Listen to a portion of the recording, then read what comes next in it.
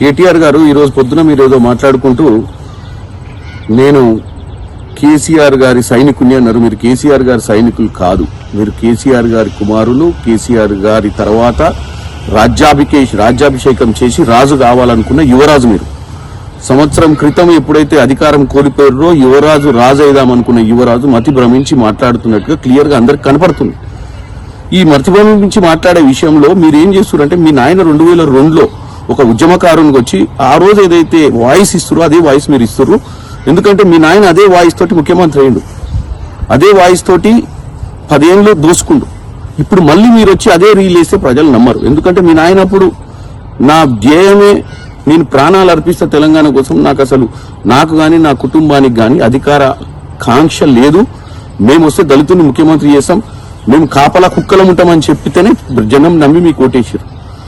ఈ రోజు మళ్ళీ నువ్వు అదే డైలాగులు చెప్పుకుంటూ ముందుకు పోతే నడవదు. కేటీఆర్ గారు సంవత్సర పాలన గురించి చెప్తూ మొత్తం దోసుకున్నాం, ఆల్రెడీ తెలంగాణకు ముంచేసినాం, తెలంగాణ ప్రతిష్టను భంగం చేసినామని ఏదైతే చెప్తుర్రో మీరు ఒక్కసారి వెనక్కి తిరిగి చూడండి. ఈ రాష్ట్రానికి 7 లక్షల కోట్లు అప్పయింది. వాస్తవంగా ఆ డబ్బంతా కరెక్ట్ ఖర్చు పెట్టి ఉంటే ఈరోజు ఉచిత విద్య, ఉచిత వైద్యం, ప్రతి రైతుకు రుణమాఫీ, రైతు బంధు, ఇన్ని రకరకాల స్కీములు ఇవాళ ఇంప్లిమెంట్ అయ్యేది. హాస్టళ్లల్లో మంచి భోజనం పెడుతూ విద్యార్థుల భవిష్యత్తు తీర్చిదిద్దే విధంగా ఉంటుండే ఈరోజు మనం. కానీ ఎందుకు లేదు? ఏమైనా ఈ డబ్బంతా ఇవాళ మీరు ఎవరికో వాళ్ళ కొడుకు, వాళ్ళ బామ్మర్ది, వాళ్ళ వీళ్ళందరూ అని చెప్తున్నారు. ఈ రోజు నేను ఒక్కటే చెప్తున్నా, మీకు మన కుటుంబం ఏం చేసిందని ఒక్కసారి చూసుకో.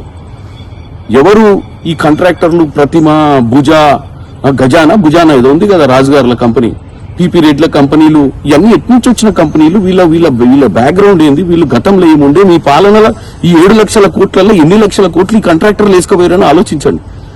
మరి వాళ్ళకి అప్పడంగా కట్టడానికి కారణం ఏంది? నువ్వు డైరెక్ట్ గా నువ్వేమంటారు, నేను కాంట్రాక్ట్ చేయలేదు, నా కుటుంబంలో ఎవరు చేయలేదు అంటున్నావు. మరి ఈ కాంట్రాక్టర్లంతా నీ బినామీలని రాష్ట్ర ప్రజలకు తెలియదు అనుకుంటున్నావా? లేకపోతే నువ్వేమైనా మా అందరికి చెవుల పువ్వు పెడదాం అనుకుంటున్నావు? మా ఇంట్లో ఎవరికి సంబంధం లేదంటే మీ ఇంట్లోనే సోదరిమణి కవిత గారు ఢిల్లీలో లిక్కర్ బిజినెస్ ఎందుకు చేసింది? కమిషన్ల కోసమే కదా. లిక్కర్ వ్యాపారం చేసిందే డబ్బుల కోసం. మీకున్నంత డబ్బు పిచ్చి ఎవరికి లేదు. ఈ రోజు 7 లక్షల కోట్లలో 1,00,000 పైచిలకు కోట్లు ఎటుపోయినాయో కమిషన్లు దండుకున్నది మీరు. ఇవాళ విదేశీ పెట్టుబడులు పెట్టి విదేశాలలో ఏమేమి ఉన్నాయో అందరికి తెలుసు. ఈ రోజు తెలంగాణ ప్రజల్ని తప్పుతో పట్టేయకండి. మీ మీద జరిగిన ఈడీ కేసు చాలా చిన్నది. మీరు దోసుకున్న దాంట్లో అది ఒక 55,000 కోట్లు మాత్రమే. మీరు ప్రజాధనాన్ని పక్కదానికి ట్రాన్స్ఫర్ చేసిర్రు.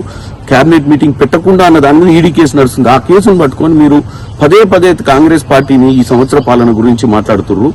కేటీఆర్ గారు మీకు ఒక్కటే చెప్తున్నా, పాత పాట పాడకండి, ప్రజలు నమ్మరు. కొత్త ముచ్చట ఏదైనా చెప్పండి. ఈ రాష్ట్రంలో మనం ఏం చేస్తే బాగుంటుందో దోసుకోకుండా చెప్పండి.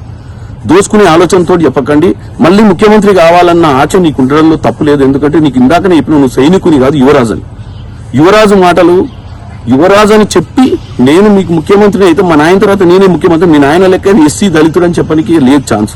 నువ్వు ముఖ్యమంత్రి కావాలనుకుంటున్నావు.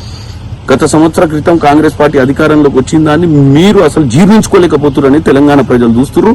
రోజు ముచ్చట చెప్పి మీరు తెలంగాణ ప్రజలు తప్పుతో పట్టివద్దని కోరుకుంటున్నాను.